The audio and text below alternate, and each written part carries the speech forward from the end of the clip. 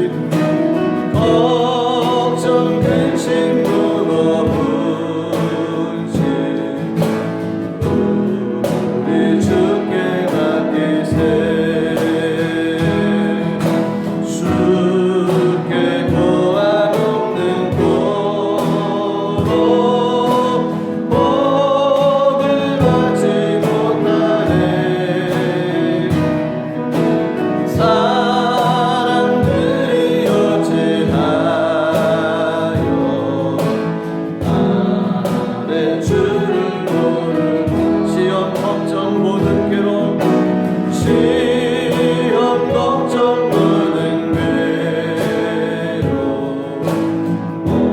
없는 사람 누군가 어지럽시 낙심 말고 기도드려 아뢰세 이런 진실하신 친구 찾아볼 수 있을까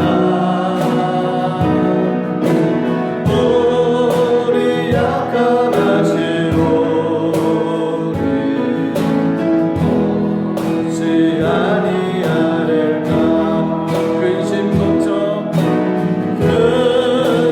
걱정 무거운지 아니 진짜 누군가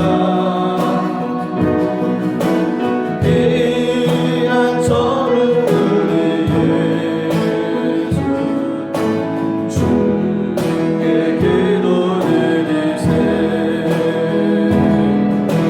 세상 친구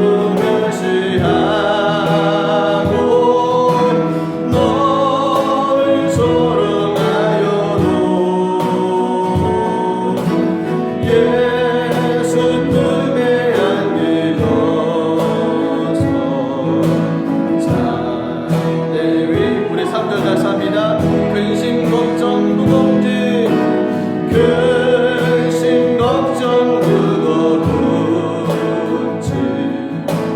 아니 진짜 누군가 귀한 저는 우리 예수 주께 기도드리세 세상 친구 멸시하고 너를 조롱하여도 예수 품에 안기어서 자내 위로 맡겠네. 우리 같이 한번 기도하겠습니다. 이 시간 잠시 기도할 때 우리 모든 무거운 짐을 주 앞에 내놓겠습니다. 근심과 걱정, 시험, 괴로움 모든 것들을 주 앞에 내놓고 하나님의 인도하신 하나님의 도우심으로 말미암아 우리들 환경 가운데 하나님의 놀라운 역사가 일어날 수 있게 달라고 우리 주여만 부르고 예배를 준비하는 마음으로 통성으로 같이 기도하겠습니다. 주여 하나님 아버지 주님 앞에 모든 걸 맡기며 의지합니다. 살아계신 하나님 우리의 모든 무거운 짐을 주님 앞에 내놓습니다. 인간의 힘으로 할 수 있는 모든 것을 가지고 다했습니다. 하나님 모든 환경에 부딪혀서 헤어나지 못하고 해결되지 못하고 이루어지지 못하는 모든 안타까운 가운데 하나님 그 모든 일들이 주님 안에서 아름답게 이루어지게 기도하오며 성령이여 역사여 주시옵소서. 하나님의 은혜가 임하게 만드시기 바랍니다. 하나님의 역사가 일어나게 도와주시옵소서. 하나님의 인도하심이 나타나는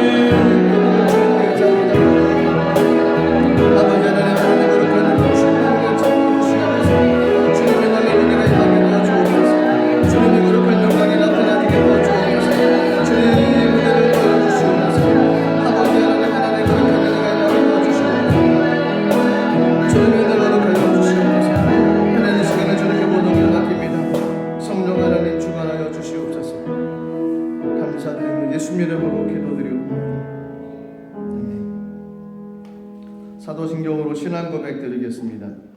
전능하사 천지를 만드신 하나님 아버지를 내가 믿사오며 그 외아들 우리 주 예수 그리스도를 믿사오니 이는 성령으로 잉태하사 동정녀 마리아에게 나시고 본디오 빌라도에게 고난을 받으사 십자가에 못 박혀 죽으시고 장사한 지 사흘 만에 죽은 자 가운데서 다시 살아나시며 하늘에 오르사 전능하신 하나님 우편에 앉아 계시다가 저리로서 산자와 죽은 자를 심판하러 오시리라.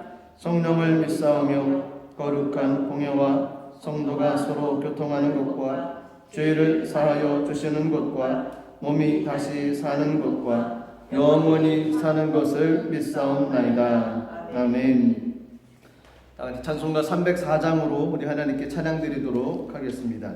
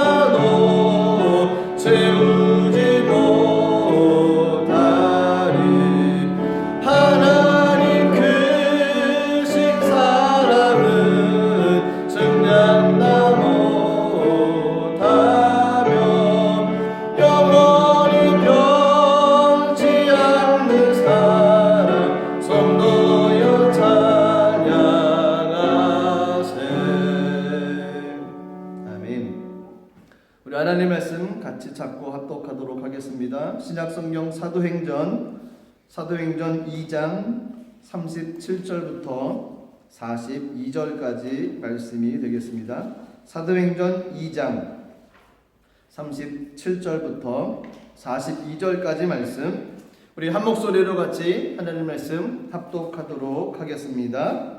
그들이 이 말을 듣고 마음에 찔려 베드로와 다른 사도들에게 물어 이르되, 형제들아, 우리가 어찌할꼬 하거늘. 베드로가 이르되, 너희가 회개하여 각각 예수 그리스도의 이름으로 침례를 받고 죄 사함을 받으라.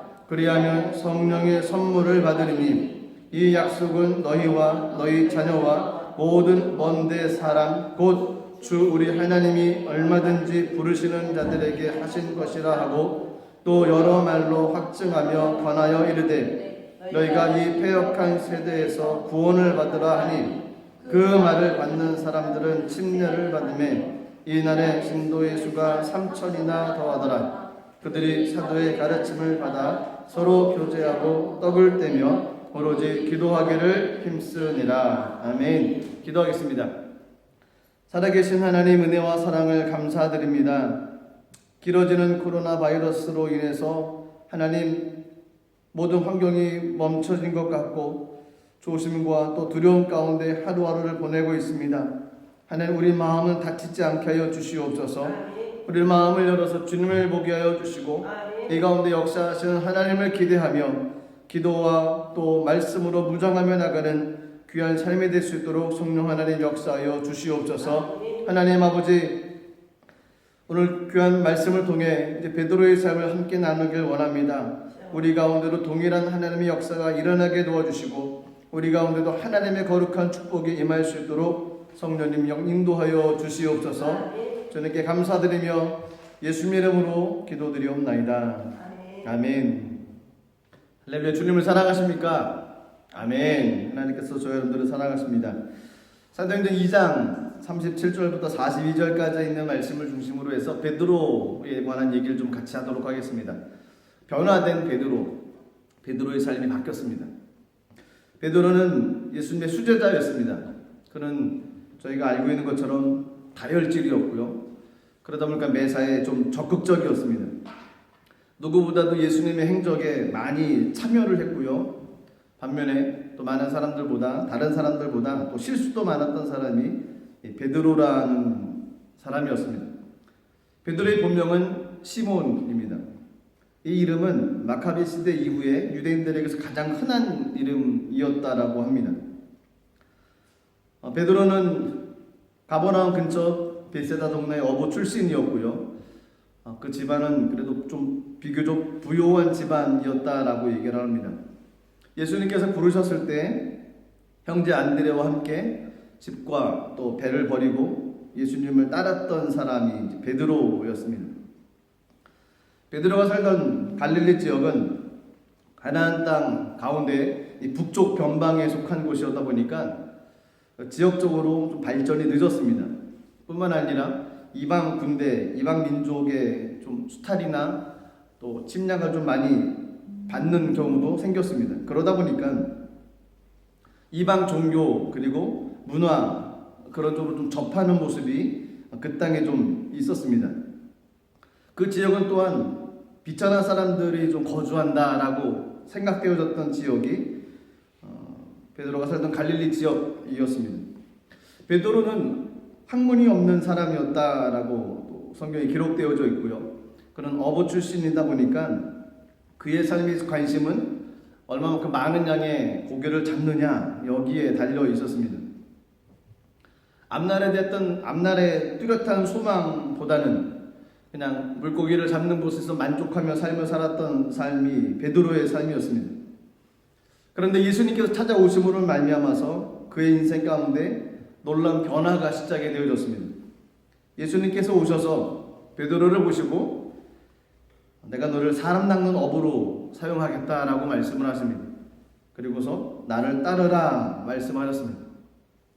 모든 것을 버려두고 베드로는 예수님의 부르심에 예수님을 따라서 가는 삶을 살았던 것이 베드로의 삶의 모습이었습니다. 주님의 제자가 된다는 것, 어떻게 보면 학문적으로나 신분적으로나 성격적으로나 아니면 인품적으로나 모든 것을 좀 갖춰야지만이 그래도 예수님의 제자가 될 수 있지 않나라고 생각할 수도 있습니다. 근데 베드로의 경우를 보면 그런 조건하고는 크게 많이 상관이 없는 것 같습니다.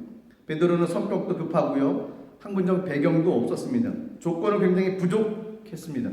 그럼에도 불구하고 가장 중요한 것은 예수님의 부르심이었습니다. 교회라는 믿음의 공동체 안에 이런 사람이 교회의 일원이 되어야 되고 이런 조건이 있는 사람이 교회의 일원이 되어야 되고 또 교회의 구성원이 된 사람들은 이 정도 삶을 살아야 되고 교회에서 믿음으로 하나님 바라보며 나가는 사람들은 이 정도의 수준은 되어지지 않냐라고 생각하는 사람들도 혹 있을지 모릅니다. 중요한 것은 조건이 아니고 주님께서 부르신 것이었습니다. 조건이 부족해도 하나님께서 부르신 그 백성들의 모임이 교회라는 공동체라는 것입니다. 예수님께서 베드로를 부르셨을 때 베드로는 그렇게 딱히 내놓을 만한 조건을 가지고 있는 사람은 아니었습니다. 예수님의 제자가 된다는 것 어찌 보면 자랑스러운 것입니다.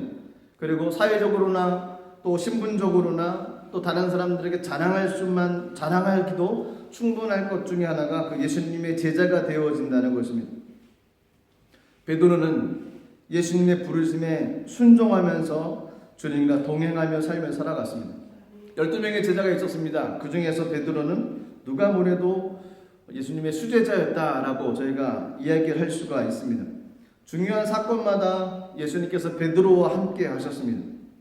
그런데 그 과정 속에 있는 모습은 베드로의 삶의 모습은 굉장히 예수님의 수제자처럼 행동하며 삶을 살았던 모습이 있는데 마태복음 26장 후반절에 나오는 내용들을 보면 과연 이 베드로의 삶의 모습이 정말 수제자가 맞나라고 할 정도로 그 베드로의 그 적나라한 모습이 보여지기 시작을 합니다. 예수님께서 마지막 만찬을 하시고 제자들을 부르셨습니다. 그리고 제자들에게 이렇게 얘기하셨습니다. 마태복음 26장 31절 32절 말씀입니다. 그때 예수께서 제자들에게 이르시되 오늘 밤에 너희가 다 나를 버리리라. 기록된 바 내가 목자를 치르니 양의 떼가 흩어지리라 하였느니라. 그러나 내가 살아난 후에 너희보다 먼저 갈릴리로 가리라. 베드로는 예수님께서 하신 말씀 오늘 밤에 너희가 나를 다 버릴 것이다 라는 말씀을 듣고 이해가 되질 않았습니다. 그래서 성격 급한 베드로는 예수님 말씀에 강력하게 부인을 했습니다. 그리고 마태복음 26장 33절에 베드로가 이렇게 얘기합니다. 베드로가 대답하여 이르되 모두 주를 버릴지라도 나는 결코 버리지 않겠나이다. 이 베드로의 열정적인 믿음을 볼 수 있는 구절입니다. 모든 사람들은 버려도 나는 나만큼은 결코 주님을 버리지 않습니다. 주님 따라가겠습니다. 라고 고백했던 것이 베드로의 고백입니다. 얼마나 믿음이 있어 보입니까? 얼마나 믿음과 성령으로 충만한 것처럼 보여집니까? 그런데 예수님께서 베드로에게 이렇게 얘기하십니다. 마태복음 26장 34절입니다. 예수께서 이르시되 내가 진실로 너에게 이르노니 오늘 밤 닭 울기 전에 내가 3번 나를 부인하리라.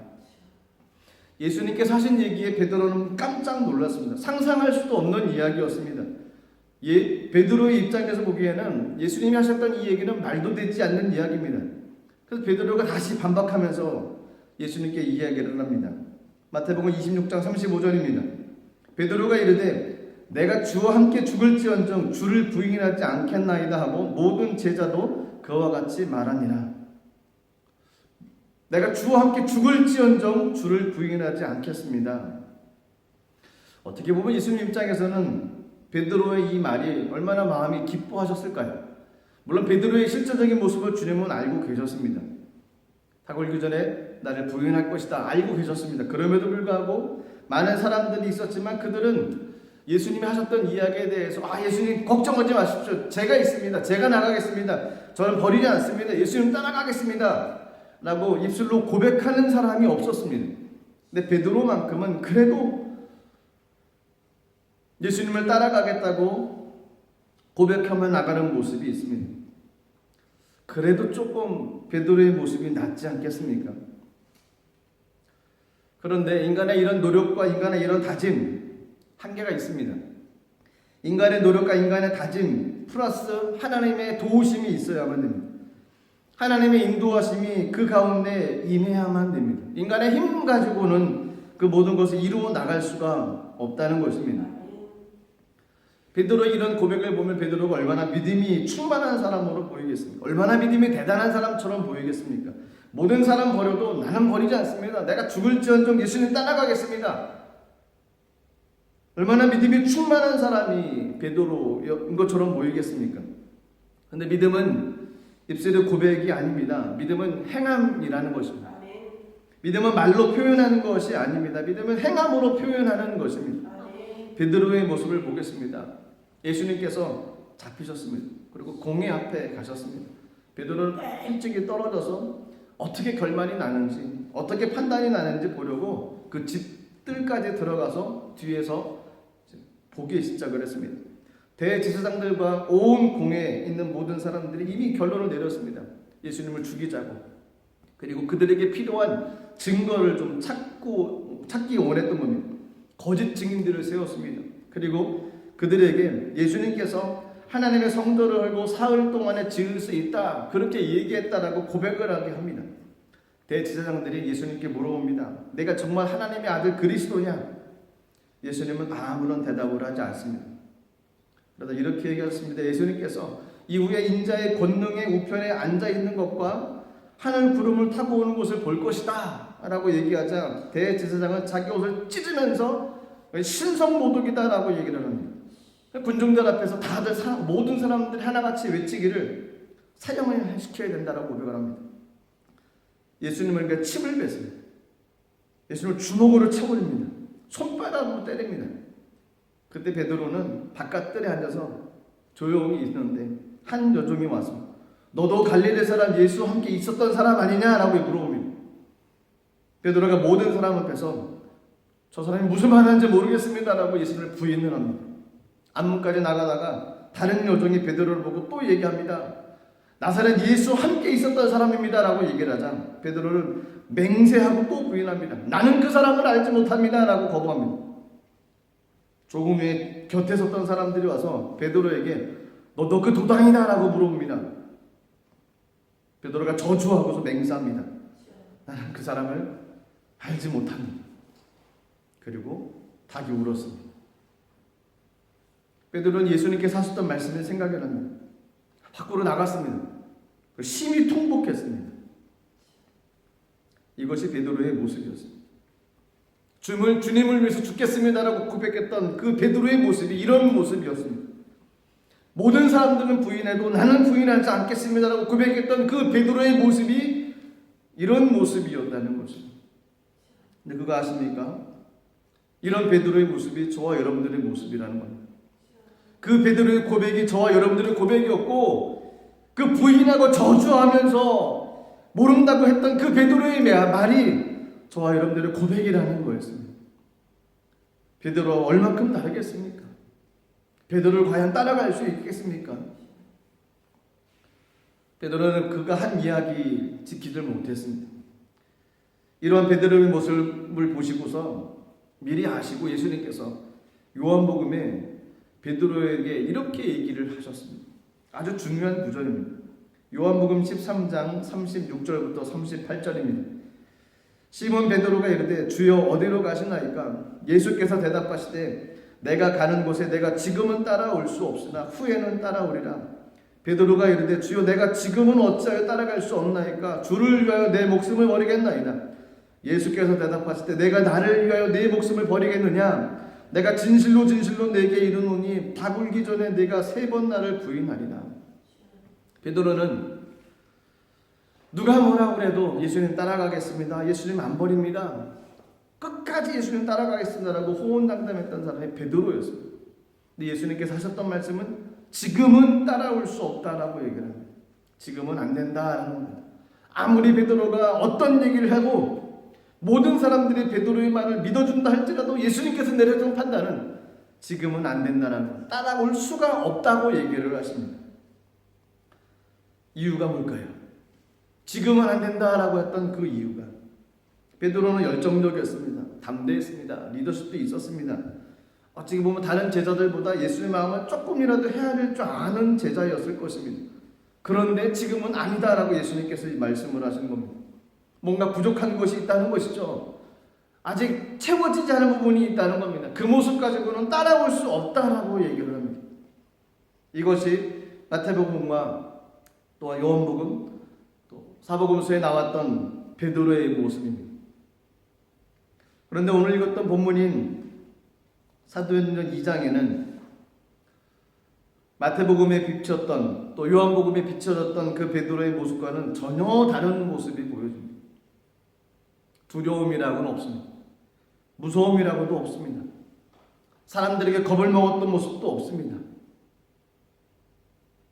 담대한 모습이 보여집니다. 또 그가 한 얘기에 수많은 사람들이 회개하고 돌이켰습니다. 저희가 읽었던 37절 말씀 보시면 사도행전 2장 37절 말씀입니다. 그들이 이 말을 듣고 마음에 찔려 베드로와 다른 사도들에게 물어 이르되 형제들아 우리가 어찌할꼬 하거늘. 베드로가 오순절 성령의 임함으로 말미암아 성령을 받고 나서 유대인들이 죽인 그 예수가 하나님께서 부활시켜 주시고 그거를 주 곧 그리스도로 여기셨다라고 사람들 앞에서 설교를 했습니다. 그 얘기를 듣고 난 이후에 그들의 마음이 찔렸다는 거예요. 그리고 서로 웅성거렸습니다. 우리 어찌하면 좋겠냐고. 마음이 찔렸다는 겁니다. 마음이 찔렸다는 것은 그들 마음에 화가 났다는 것이 아닙니다. 그들 마음 가운데 분노가 일어났다는 것이 아닙니다. 마음에 찔렸다는 것은 마음과 양심을 깊이 찔렀다는 겁니다. 마음을 격렬하게 요동시켰다는 겁니다. 베드로의 설교를 듣고 그들 안에 있는 죄를 깨닫게 되어졌다는 거죠. 베드로의 설교를 듣고 그들이 행한 것이 죄였다는 것을 그들이 알게 되어졌다는 겁니다. 베드로의 설교를 듣고 나서 그들이 잘못한 것이 무엇인지 이제 직시하게 됐다는 것입니다. 베드로가 하나님의 말씀을 전했을 때 그들이 심장을 찌르는 듯 했다는 것입니다. 그들이 죽인 사람이 메시아였고 또 그가 주요 그리스도였다는 것을 그들이 깨닫게 되어졌습니다. 그리고 나서 베드로가 그들에게 얘기를 합니다. 사도행전 2장 38절입니다. 베드로가 이르되 너희가 회개하여 각각 예수 그리스도 이름으로 침례를 받고 죄 사함을 받아라. 그리하면 성령의 선물을 받으리니. 아멘. 그들이 회개했습니다. 아멘. 그리고 침례를 받았습니다. 아멘. 성령의 선물을 받았습니다. 이 사건으로 인해서 3,000명이나 되는 사람들이 회개하고 주 앞에 돌아오게 됐다는 것입니다. 마태복음과 요한복음에 기록되어졌던 그 베드로의 모습, 사도행전에 기록되어졌던 베드로의 모습 많이 틀립니다. 제가 기억해야 될 본문은 요한복음 13장이 있었습니다. 아까 말씀 같이 나눴던 요한복음 13장 36절부터 38절까지 다시 한번 읽겠습니다. 시몬 베드로가 이르되 주여 어디로 가시나이까? 예수께서 대답하시되 내가 가는 곳에 내가 지금은 올 수 없으나 후에는 따라오리라. 베드로가 이르되 주여 내가 지금은 어찌하여 따라갈 수 없나이까? 주를 위하여 내 목숨을 버리겠나이다. 예수께서 대답하시되 내가 나를 위하여 내 목숨을 버리겠느냐? 내가 진실로 내게 이르노니 닭 울기 전에 내가 3번 나를 부인하리라. 지금은 따라올 수 없다는 겁니다. 하지만 후에는 따라올 수 있다는 것입니다. 지금은 언제를 가리키는 것일까요? 후에는 언제를 의미하는 것일까요? 지금이 있느란 단어는 성령 받기 전에 베드로의 상태의 모습이었습니다. 오순절 성령을 경험하기 전에 베드로의 모습이었습니다.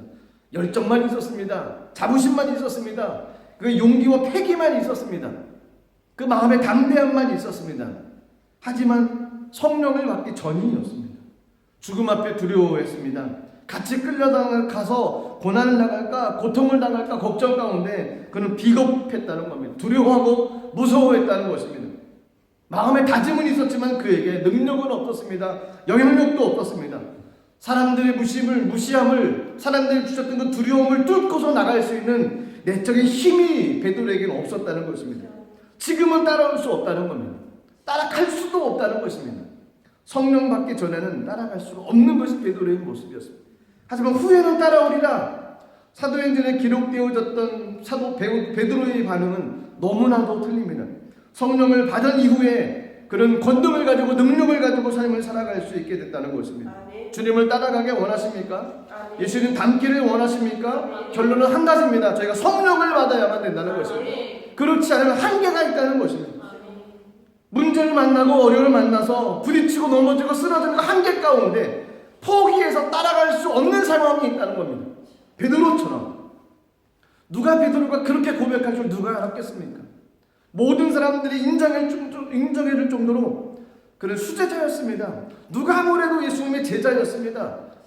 그가 그렇게 무너질 줄 누가 알았겠습니까? 해답은 그 안에 성령이 있느냐 없느냐 이거였어요. 성령 받은 베드로의 말은 능력이 있었습니다. 성령 받은 베드로의 말을 듣고 수많은 사람들의 마음에 찔렸다는 겁니다. 그리고 회개하고 침례를 받고 주님 앞에 돌아오는 모습이 있었습니다. 베드로의 삶에서 어떤 모습이 바뀌었는지 구체적으로 몇 가지만 보면, 첫 번째는 예전에는 겁쟁이였으나 성령 받은 이후에 그는 담대했습니다. 성경 구절들을 좀 보겠습니다. 마태복음 26장 58절입니다. 베드로가 멀찍이 예수를 따라 대제사장의 집 뜰에까지 가서 그 결말을 보려고 안에 들어가 하인들과 함께 앉아 있더라. 이 겁쟁이의 모습이었다는 겁니다. 멀리 떨어져서 어떤 재판이 날까 보려고 했던 것이 베드로였습니다. 그런데 성령 받은 이후에 그는 바뀌었습니다. 사도행전 4장 18절부터 22절까지 말씀인데요. 그들을 불러 경고하고 도무지 예수의 이름으로 말하지도 말고 가르치지도 말라 하니 베드로와 요한이 대답하여 이르되 하나님 앞에서 너희의 말을 듣는 것이 하나님 말씀 듣는 것보다 옳은가 판단하라. 우리는 보고 들은 것을 말하지 아니할 수 없다 하니 관리들이 백성들 때문에 그들을 어떻게 처벌할지 방법을 찾지 못하고 다시 위협하여 놓아주었더니 이는 모든 사람이 그 된 일을 보고 하나님께 영광을 돌림이라. 그들이 예수의 이름으로 증거하기 시작했습니다. 가르치기 시작했습니다. 이 얘기가 관리들에게 들어가서 예수 이름으로 가르치지 말라고 얘기합니다. 그랬더니 베드로가 하고 요한이 얘기했던 얘기가 너희들이 말하는 것, 너희들 말을 듣는 것이 하나님 말씀을 듣는 것보다 과연 옳은가 생각해 보라는 겁니다. 그리고 베드로와 요한이 얘기하기를 나는 보고 들은 것 이거 전하지 않을 수가 없다라고 얘기를 합니다. 변화됐다는 겁니다. 담대함으로 변화된 것이 베드로의 모습이었습니다. 두 번째로 베드로의 모습 가운데는 예전에는 충동적이었습니다. 하지만 이제는 겸손의 모습을 가지고 있는 것이 베드로의 모습이었습니다. 요한복음 18장 10절에 보면 이에 시몬 베드로가 칼을 가졌는데 그것을 빼어 대제사장의 종을 쳐서 오른편 귀를 베어버리니 그 종의 이름을 말고라. 예수님을 잡으려고 유다가 군대와 제사장들과 바리새인들 함께 등과 횃불과 무기를 가지고 왔습니다. 예수님께서 내가 그다 하고 얘기했을 때 너희가 나를 찾거든 이 사람이 가는 것을 용납하라 하고 말씀하셨습니다.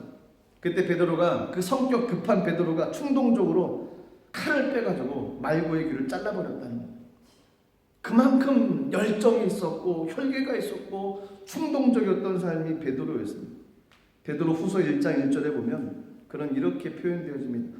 예수 그리스도의 종이며 사도인 시몬 베드로는 이제는 겸손한 하나님의 종으로서 하나님의 삶을 살아가는 것이 베드로의 모습이었습니다.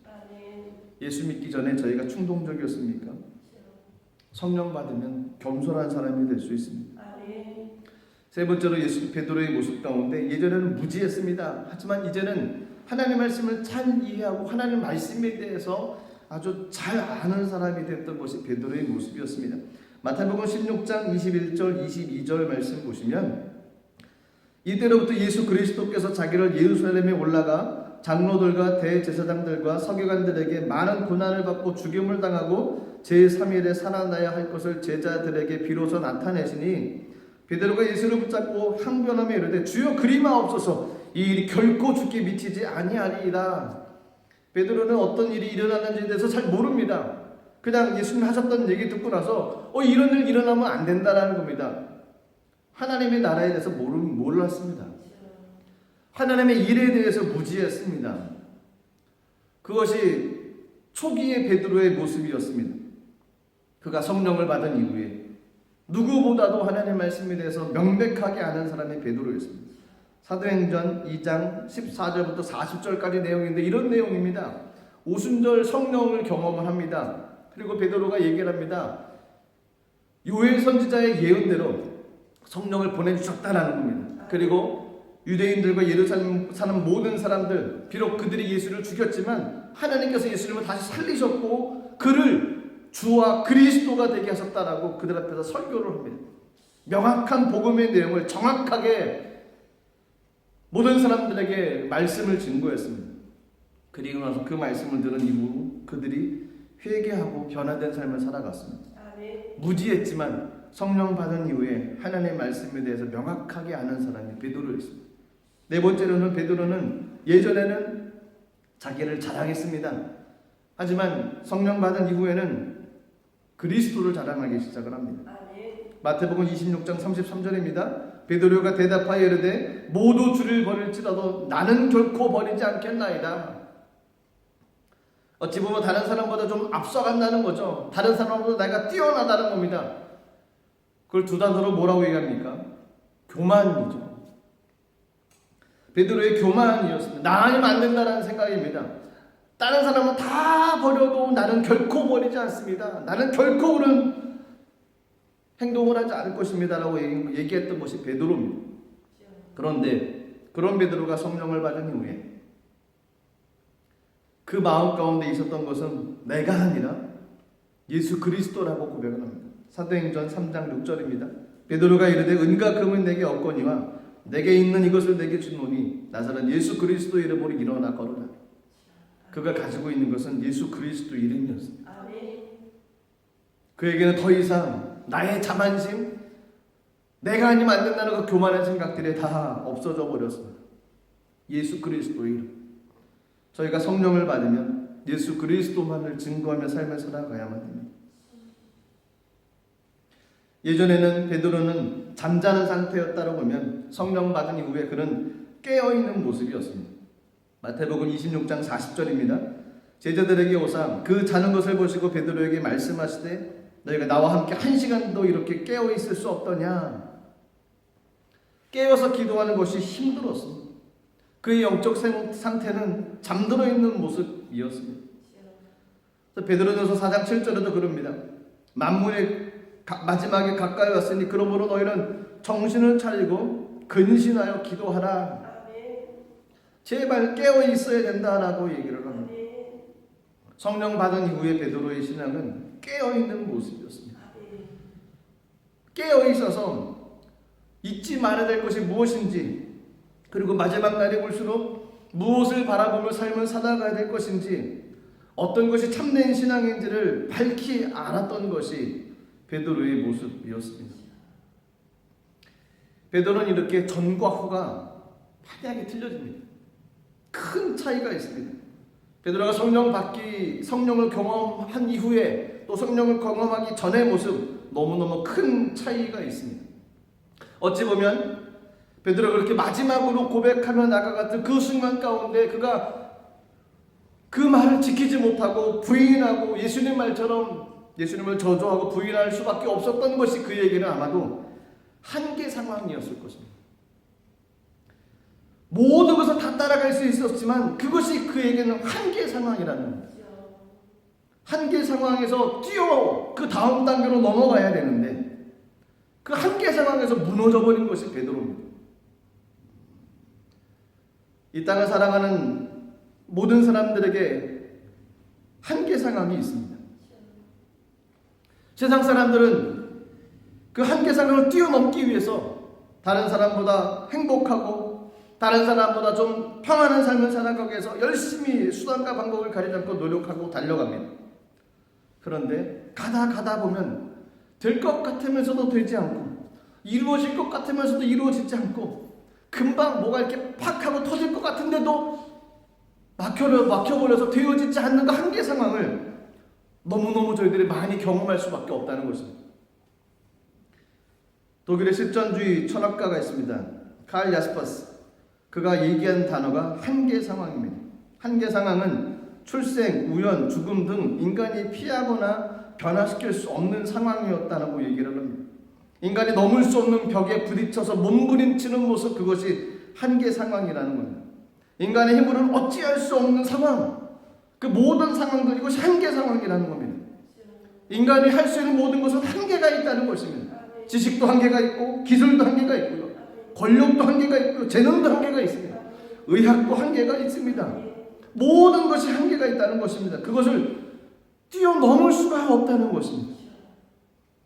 그런 한계 상황 가운데서 그럼 포기할 것이냐? 인간의 마음은 어떻게든지 그 한계 상황을 뛰어넘어서 또 다른 단계로 도약하기를 원합니다. 수많은 사람들이 노력해보지만 베드로처럼 그 한계 상황에서 모든 사람들이 무너져 버린다는 거죠. 그런데 감사한 것은 성경에 보면 그 한계상을 뛰어넘을 수 있는 말씀을 저에게 주셨습니다. 마가복음 10장 27절입니다. 예수께서 그들을 보시며 이르시되 사람으로는 할 수 없으되 하나님으로는 그렇지 아니하니 하나님으로서는 다 하실 수 있느니라. 사람은 한계 상황이 있다는 겁니다. 사람으로는 할 수 있지만 한계 상황이 있다는 것입니다. 하지만 하나님께서는 그렇지 않다는 겁니다. 하나님에게는 한계 상황이 없다는 것입니다. 그래서 한계 상황을 뛰어넘을 수 있는 길은 하나님 안에 달려 있습니다. 그 하나님을 붙잡고 나가는 것이 저희들의 큰 힘이 되어진다는 것입니다. 베드로처럼 한계 상황에서 무너지겠습니까? 베드로처럼 한계 상황에서 부인하면서 처절하게 울면서 통곡하며 눈물을 흘리겠습니까? 아니면 한계 상황을 말씀 붙잡고서 뛰어넘으시겠습니까?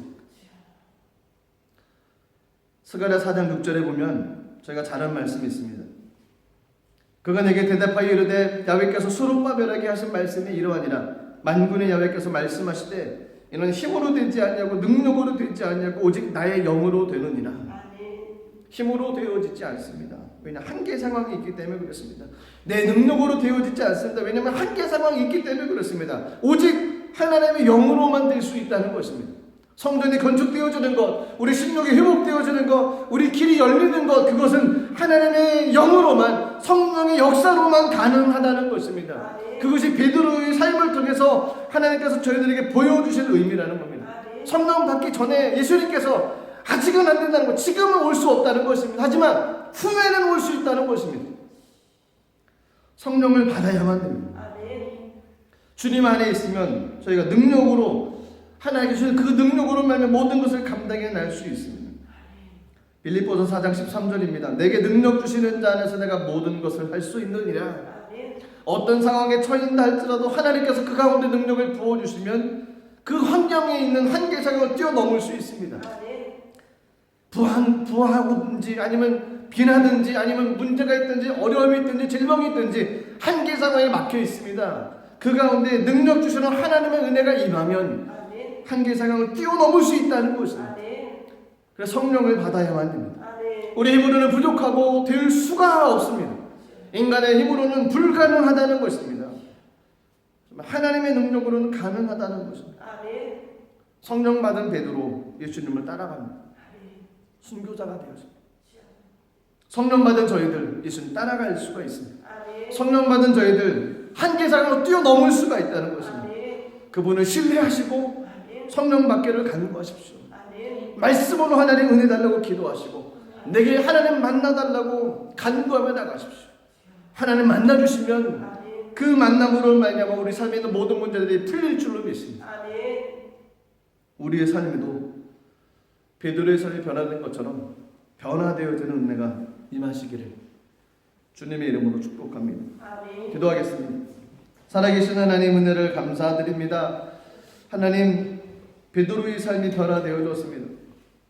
예수 믿고 삶을 따라가는 저희들의 삶에도 하나님 변화를 허락하여 주옵소서. 그 변화는 내 힘으로 되어지지 않는 것이며 하나님께 성령을 부어주셔야지만이 가능합니다. 하나님 우리에게 성령을 부어주시고 은혜를 부어주시고 하나님 영광을 허락하여 주시고 말씀을 허락하여 주시옵소서. 그 말씀 붙잡고 기도하며 나갈 때 하나님 한계 상황을 뛰어넘어서 하나님 역사를 이뤄나갈 수 있는 귀한 삶이 될 수 있도록 성령님 인도하여 주시옵소서. 감사드리며 예수님 이름으로 기도드리옵나이다. 아멘. 우리 말씀을 생각하시면서 같이 한번 기도하겠습니다. 저와 여러분들 삶 가운데 부딪혀 있는 지금의 한계 상황이 무엇입니까? 그 한계 상황을 주님 앞에 올려드리길 원합니다. 그리고 그 가운데 하나님의 손길이 임하기를, 하나님의 영광이 나타나기를, 성령이 부어주신 은혜가 임하기를 간절히 소원하겠습니다.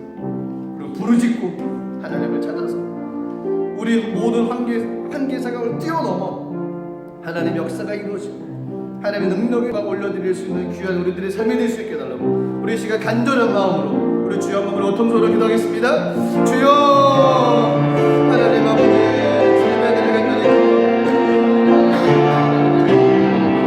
하나님 아버지 내가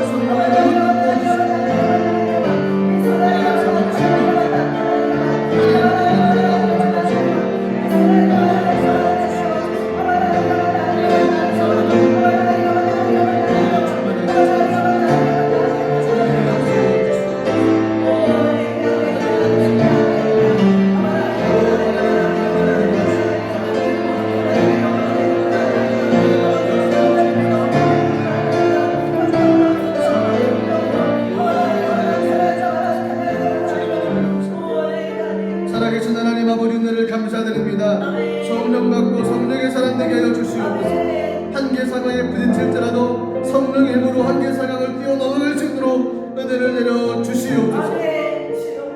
감사드리며 예수 이름으로 기도드리옵나이다. 성령 충만하시고 하나님의 능력으로 모든 환경을 이겨나가는 우리 모든 분들 되시기를 주님의 이름으로 축복합니다. 시간 귀한 예물 드리겠습니다. 제가 기도하겠습니다. 하나님 아버지 감사드립니다. 하루하루 눈동자처럼 지켜보아서 하나님의 은혜에 감사하며 또한 하나님 말씀 듣고 또한 다짐하고 말씀 붙잡고 삶을 살아갈 수 있도록 도와주신 것 또한 감사드립니다. 이 시간 귀한 예물을 주 앞에 올려드리기 원하오니 감사한 마음 기쁜 마음으로 드릴 수 있도록 우리 손길을 주관하여 주시옵소서. 예수님 이름으로 기도드리옵나이다. 아멘. 찬송가 28장 1절 3절 드리면서 귀한 예물 우리 하나님께 올려드리도록 하겠습니다.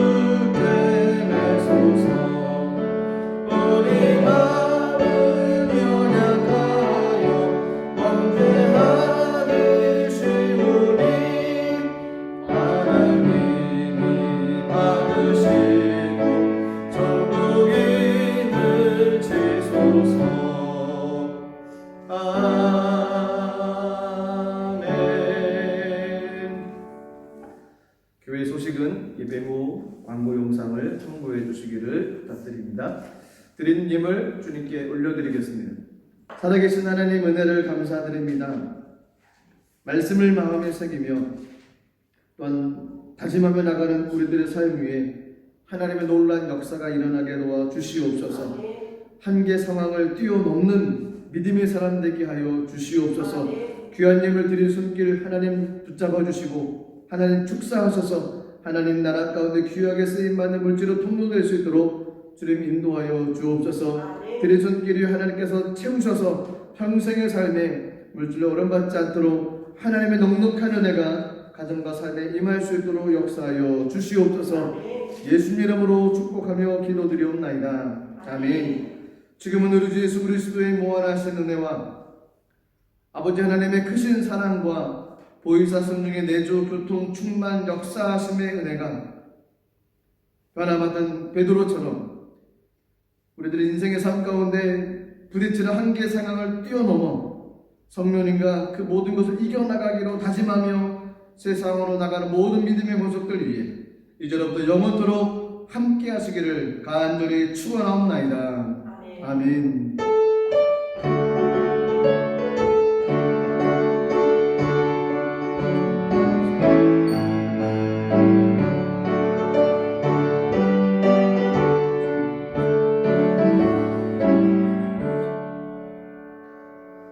예배를 받으신 하나님께 영광의 박수 올려드리겠습니다. 할렐루야. 한 주간도 믿음 안에서 승리하시기를 주 이름으로 축복합니다.